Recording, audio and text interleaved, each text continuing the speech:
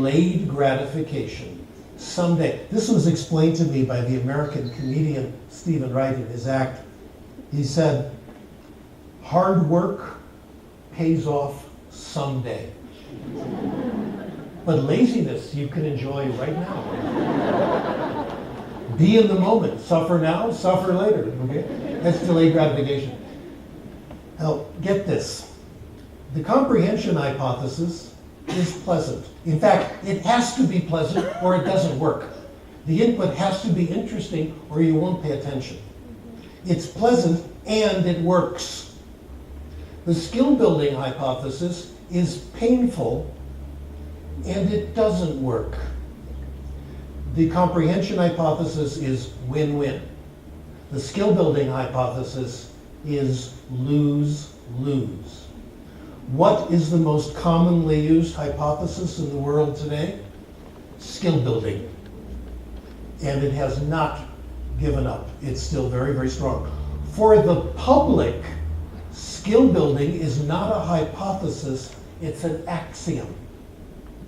Most people, even educated people in the outside world who are not educators, think this is obvious, it must be the way it's done.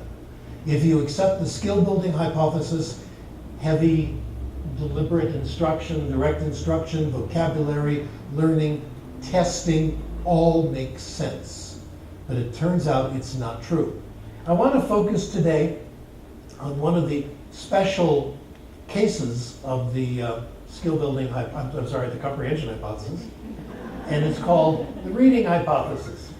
The reading hypothesis says that reading is a major form of comprehensible input. And there's one kind of reading that helps more than any other. And it's the kind of reading that you did last night before you went to sleep. How many of you, like me, read last night before you went to sleep? How many of you, like me, read last night even though it was too late and you shouldn't have? This is reading addiction. The kind of reading that really counts is the kind of reading that we do all the time, that we do obsessively. It's called free voluntary reading. Reading because you want to. No book reports. No questions at the end of the chapter.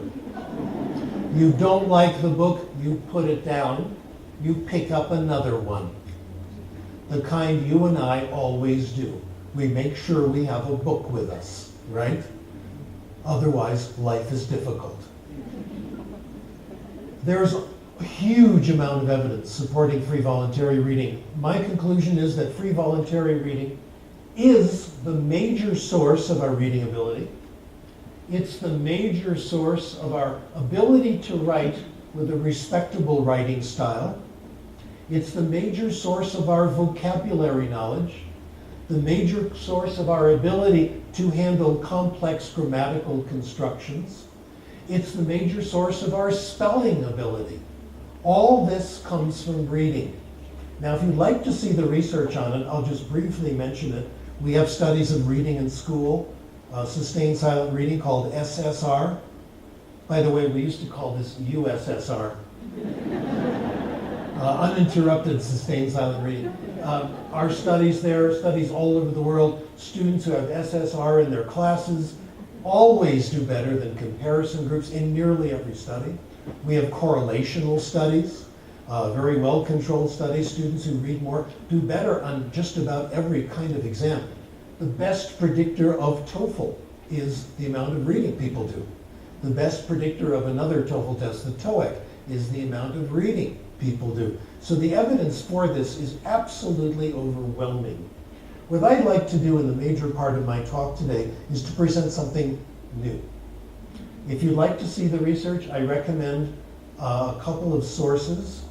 I'll give you some dictation now, so please write this down. We have a journal, a free journal. Isn't that wonderful? It's called the International Journal of Foreign Language Teaching. Please write down ijflt.com. You are now subscribers. Okay, this is where a lot of our research is coming out. We organized this about 5-6 years ago. Another place is my website. It is now a state law in California that you must have a website. So I have a website, and you can find it by going to sdkrashen.com. D is David, my middle name, from the book No David, right? Okay. I'm also on Twitter. Help me out on Twitter. I'm trying to catch up to Justin Bieber. Justin Bieber just passed Lady Gaga. Did you know that? He's at 22 million, she's at 21.5, and I'm catching up.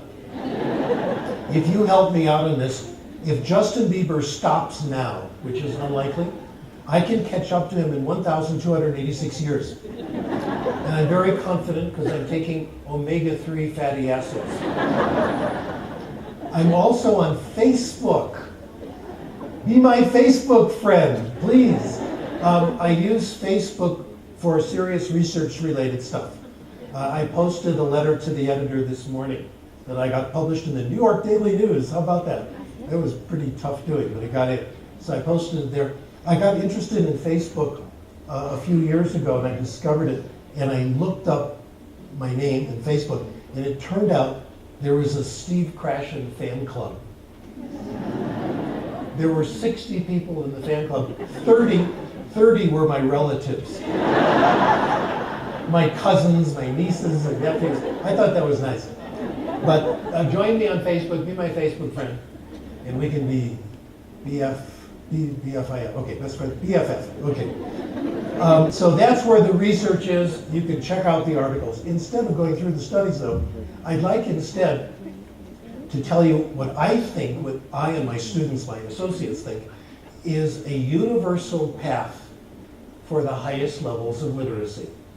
We're talking first language, we're talking second language. I will claim today that there are 3 stages in developing the highest levels of literacy, and I'm going to illustrate them with a case history. The case history I know best, which is myself. I'm going to tell you my reading history, not because it's different from yours, but because it's the same. You went through the same steps. This is a case history of someone growing up privileged with books everywhere, which made it possible. I grew up in a print-rich environment. Good school libraries, public libraries, books at home, books everywhere, and it was expected. These are the stages I went through. Stage 1, stories. Stories, stories, stories, stories. Read-alouds and stories are the first stage. There is a very fine academic literature on stories and read-alouds, and what the literature says is the children who are read to consistently do very well. Read-alouds give you vocabulary, give you grammar of the spoken language, more complex than the language you hear. It also gives you a feeling, a subconscious feel, for how texts are put together, what we call the story grammar. This means when children start to read on their own, it's going to be more comprehensible. Also, storybooks produce an interest in reading. In North America and England, English-speaking world, the phenomena is like this. The teacher reads Charlotte's Web to the class. The book disappears from the school library, disappears from the bookstores. The children read Charlotte's Web 5, 10, 20, 30 times. They memorize Charlotte's Web. Then Stuart Little, Trumpet of the Swan, and then ultimately on to still the finest living author in the English literature, Judy Blume, B-L-U-M-E, Tales of a Fourth Grade Nothing. Check it out. Well, that's the first stage, and I certainly have this all around me. I had people reading to me, my teachers did, my mom did, my dad did, my sister did. They all read to me.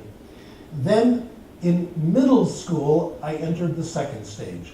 The second stage is massive free voluntary reading. Reading that I selected on my own, and reading that was narrow.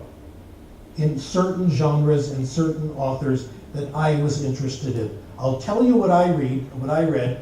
You read different things, but we all did this. When I was 9 years old, I discovered comic books. Comic books are our best friends. Comic books are fantastic. By the way, I should tell you, I mentioned this to Maria. In addition to my other awards and accomplishments, I am considered the #1 researcher in the world today on the subject of comic books. And that's true because I'm the only researcher in the world today on the subject of comic books. Now, I got into comic books, my friends read comic books, we traded comic books. I must have read 5,000 comic books. I was reading several a day, at least 1,000 a year for 5,000 years. This is what did it. Now, I was at a disadvantage in those days. This was in the 1940s and 1950s, and what we had then was Superman and Batman. That was it. And it was they were just good guys, always doing the right thing. And Batman did exactly what Commissioner Gordon told him to do. And Superman went around saving people and all this. And we had discussions, Superman and Batman. This was our literature. We decided Batman deserved more credit because he did the whole thing by pumping iron. Superman was born on Krypton. Come on, what an advantage. The change came after, when I was already grown up. The change in comic books came in 1961. And that was the beginning. It's called the Silver Age of comic books. And that was the beginning of the most important character, I think, in American literature. Spider-Man. Stan Lee, Marvel Comics, changed everything. Spider-Man had problems. Financial problems. Couldn't hold a job, or he got part-time work at the newspaper, and they never gave him benefits, and there were romance problems. He kept breaking up with Mary Jane. Guilt problems. You've seen the movies, Spider-Man's problem. You know that when he was a high school student, he was bitten by a radioactive spider, which gave him super strength and all this stuff, and could hang upside down from the ceilings. And as a good science student, he invented these web things like could go up to walls and he could go around. He first used his superpowers for his own selfish ends. He became a circus performer. One day, most of you know this, after the performance, he was leaving and there was a criminal holding up another guy stealing money. Spider-Man could have stopped him. Said, "That's not my problem." That same criminal later murdered Spider-Man's uncle, the man who raised him as a father. Spider-Man has said many times, no matter how many criminals I bring to justice, I will never make up for this mistake. No man is an island. We are responsible for each other. This is heavy stuff, man. This is good. And today, thanks to the Marvel company and Stan Lee, the superheroes are extremely interesting. Have any of you been keeping up with this? Comic books have become unbelievably interesting. The latest string of movies, I hope you've seen, Iron Man 1, Iron Man 2, right? Where Iron Man 2 has this amazing philosophical dilemma of the responsibility of the citizen and the responsibility of government vis-a-vis the citizen. Can we have benevolent dictators? Can Iron Man have world peace? What if he turns bad? Okay? Big problems, big solutions.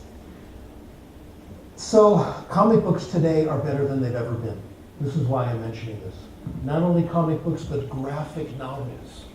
Read The Watchmen. Who's watching The Watchmen? Which comes from Cicero. Amazing stuff. Read manga, Japanese translations. Fascinating. So this is stage one for me. Stage two for me, this went on for a few years. When I kind of got into high school, I got into reading sports stories, sports novels. My favorite author wrote baseball stories. His name was John R. Tunis, Tunis. Our best friend, Jim Trelease, the author of the Read Aloud Handbook, told me that John R. Tunis was his favorite too. So he sent me a lot of interesting biographical stuff. John R. Tunis wrote these novels about a baseball team, the Brooklyn Dodgers, but it wasn't the Dodgers players, he made up players. Yes, it was about stolen bases and home runs, but it was about the players. It was about their problems, just like Spider-Man. Life is problems and how they solve them. The last book in the 15-book series, and they were all chronological, was called World Series. Get this. I assume you all speak baseball? Okay, good. Last of the ninth, 2 out. 7th game of the World Series. The score is 4-3. The bases are loaded, 2 outs. The pitcher is the father. The batter is the son. And they haven't spoken for 15 years. This is good writing. Now, I won't tell you how it came out. You'll have to read it yourself. My third phase was science fiction.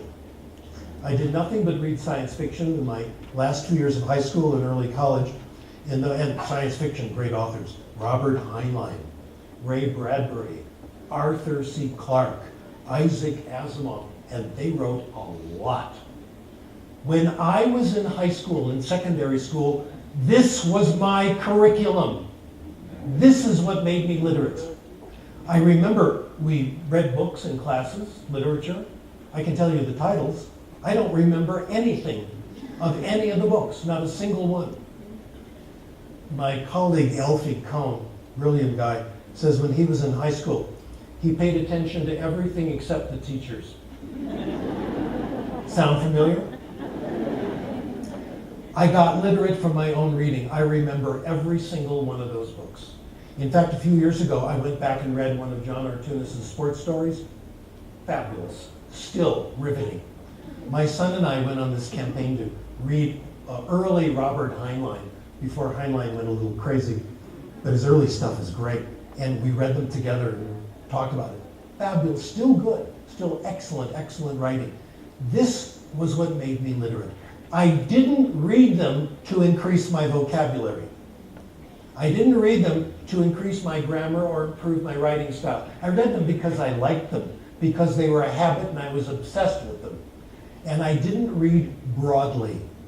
I read narrowly, one at a time, completely opposite to what we do in school. Now, this reading did not bring me to the highest levels of literacy. It brought me to the threshold. It made advanced literacy possible. College, I don't remember undergraduate very much. I remember going bowling a lot and lifting weights in the gym, and playing the piano, and drinking beer. That I remember. But I don't remember very much of the classes. It was graduate school where I got excited. In graduate school, I finally discovered what I liked. Linguistics, language, that's for me. So I went to graduate school in linguistics, and I discovered early on, from the beginning, that there was one person in linguistic theory who was the most important. Of course, this was Noam Chomsky, right? Okay. And it was clear to me, you've got to know Chomsky. If you knew Chomsky, everything's obvious. If you don't know about Chomsky, everything is a mystery. So I read the required reading for my classes, but on my own, I decided to read the complete works of Chomsky. I started from the beginning, Syntactic Structure, 1957, then read journal papers, then read Current Issues in Linguistic Theory. When I got to the present, which in those years was 1968, I understood. When I read aspects of the theory of syntax, it was transparent because I knew everything that happened before. And it was just as exciting as John Artunis baseball stories. Now this is me. I don't expect very many people to be interested in linguistic theory. But the point is, the universal is that you find something you're interested in. I read it not in order to learn academic writing. I read it because I was fascinated. It was Chomsky who taught me how to think like a scientist. It was Chomsky who taught me a great deal about the style of writing. Now, you know, my name and Chomsky's name are sometimes connected, and people have asked me whether we're pals. You know, do you like hang out, shoot pool together? No. I only met him once, and I remember meeting him, and I said, I'm Steve Krashen, and he said, who? So that was it. But Chomsky did it for me. I owe him a tremendous amount. Later on in my graduate career, I got interested in the brain. Now, along that time, 1970s, when the fad was left side of the brain, right side of the brain. Everybody was fascinated with that. And of course, I got interested. And I did my doctoral dissertation on what side of the brain was doing what. And we used an experimental technique called dichotic listening. You put headsets on, one ear hears ba, the other ear hears ga, and if the person is better in the right ear, the left brain is doing it, the left ear, the right brain is doing it. So I had to learn about this technique. I did